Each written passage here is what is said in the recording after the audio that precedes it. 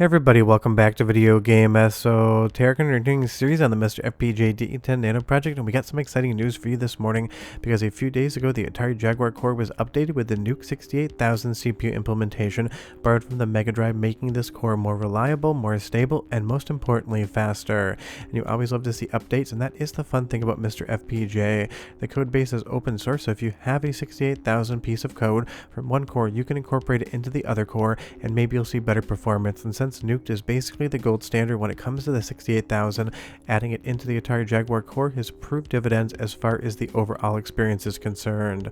Before we get too far involved though, do me a huge favor, go down below, hit like and subscribe, and ring that notification bell. Definitely helps us out. And if you feel so inclined and want to support the channel, you got a Patreon link down below as well. But as far as Doom is concerned on the Atari Jaguar, it's an absolutely outstanding port, even if it is lacking music. And as far as the new Nuked implementation here, it just 100% feels better and feels faster. And that is definitely something you always want. In some instances, it feels like maybe it's even running faster than a real Atari Jaguar, which for accuracy's sake wouldn't be exactly what you want, but for performance sake definitely is a good thing. But I am not the biggest Atari Jaguar fan. I played this game just for testing, and then maybe back in the 90s, so if you know what it's supposed to run frame rate wise, leave me a comment down below, because I definitely depend on you guys to inform me more about what's going on in the background, especially on systems that I don't have that kind of photographic experience memory for.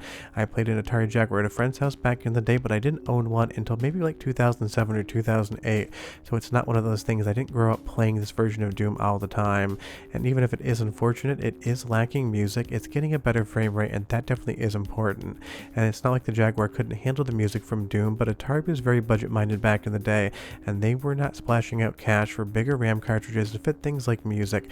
They were definitely hurting on cash, and they just wanted to make sure that they could bring these things in on a very low budget.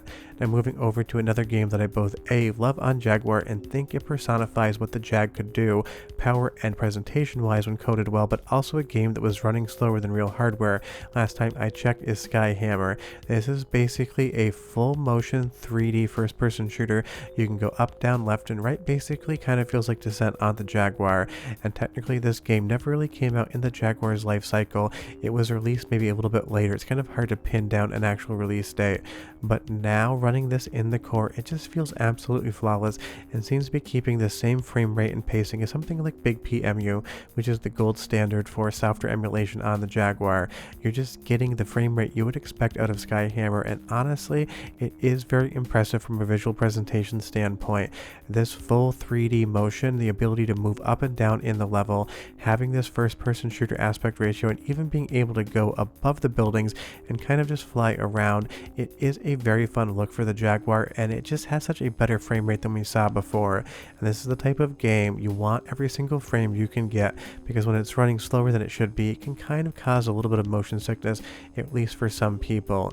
It certainly is never going to run at 60 frames per second because it never did on Atari Jaguar hardware, but you're just getting such a better experience here. This was one of the games that on previous cores people had a lot of trouble launching, but I've asked a few people, they got into the game very easily, and every single game I tested both for this video and just for fun launched the first time, so there's definitely some improvements there as well. Just be aware that there are two different cores, the single RAM and the dual RAM, and I am testing on dual RAM. That is what you'd want for the best performance. So if you have single RAM, your results may vary ever so slightly, and if you do, leave me a comment down below when you test and tell me what your experiences were. I would be curious. But Skyhammer is just a night and day improvement over the last time I tested this, and it is one of those games I always love going to as far as testing the core is concerned, because I played a decent amount and it's pretty apparent right off the top whether or not it is running correctly. But another game that's going to see a lot of frame rate improvements is going to be Tempest 2000, and it's going to be our first soundtrack sample, so I'm going to jump right into it, let you listen to the audio quality, and be back with even more games to test on the Jaguar core.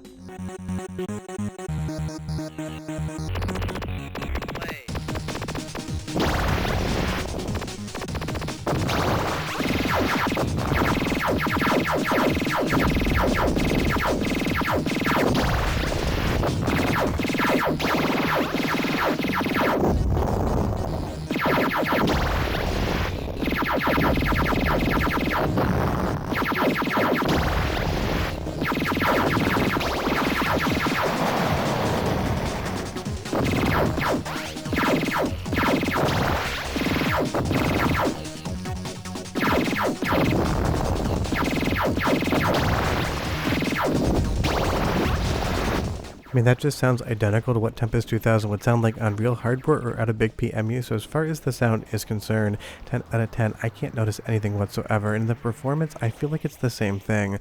In a little bit, you're going to see a tiny bit of slowdown, but the Atari Jaguar would slow down a touch as well, depending on how many enemies on screen at one time and how many particle effects are kind of flying by. But this is one of those things, in my opinion, it's doing the exact same thing as real hardware, and while I do enjoy Tempest 2000, I'm not the most massive fan of it, so if you love this game, tell me what you think down below, but it's definitely a visual feast for the eyes, and all of the effects are working on the core. So even if it might be losing a frame or two here that the original hardware wouldn't, and I still can't tell, everything looks exactly like it should. All of the zooming effects, all of the rotation, all of these wireframes, all of the particle effects, everything just looks exactly like you'd see on Atari Jaguar, and that's the most important thing. We're not missing any effects, we're not missing any calls to the hardware. It just seems to be looking exactly like Tempest 2000 should, and I would say absolutely stunning game. Jeff Minter had a very particular art style with all of the Tempest games, and I think 2000 may be the prettiest one. I do love some of the backgrounds on Tempest 3000, but how many of you out there actually own a Nuon to play that game? I do, and even I'm not sure why some days.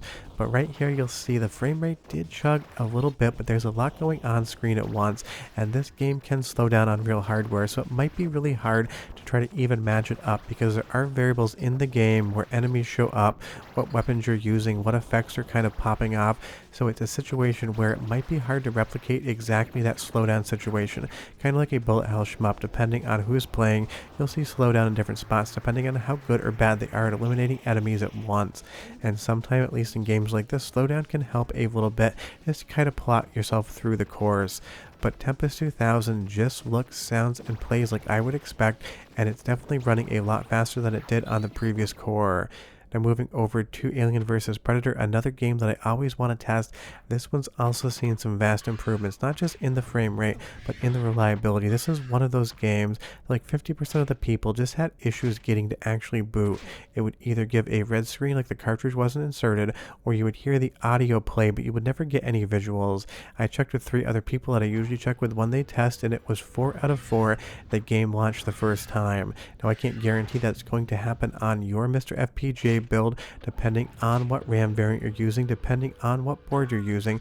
You might have a little bit harder of a situation getting it to run, but if you run a game before and then try to boot up Alien vs. Predator, that seems to fix it for the people that are having issues. And it's not like there's quote-unquote good and bad MiSTers out there. The core still is just in active development, even if it feels like it's pretty close to finish. So you're going to end up in situations where there are variables and deviances from what one person experiences with their hardware and the other person does as well. But I've checked with a couple different people. They've finished this game on at least one campaign, and I will have a video maybe next week just showing the long-term playability of something like Alien vs. Predator, because I definitely feel like it's gotten much better. But moving over to a game that I've never tested before and I'll never test again, that is Double Dragon, and it's going to be our second soundtrack sample. Has a really good soundtrack to it, but the gameplay is like a 3 out of 10 at best. But go ahead and listen, I'll be right back with a bit more.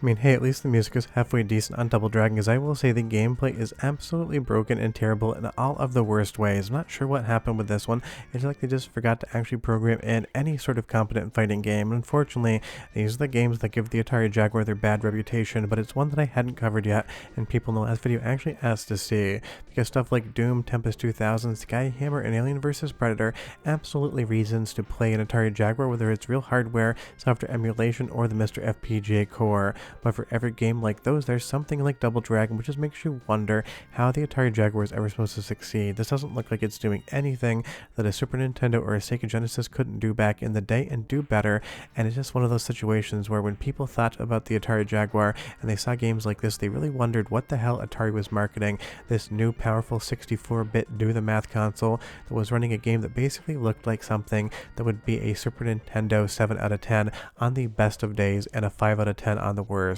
But that's the current situation with the current Atari Jaguar core, definitely shaping up a ton more than it has in the past with that new Nuked implementation, and you can basically play every game ever released for the Jaguar, even if you don't want to, like Double Dragon. But short of that, we are done, and I will see you guys next time. And trust me, if you want to play Double Dragon, I would probably just say don't. Bye bye.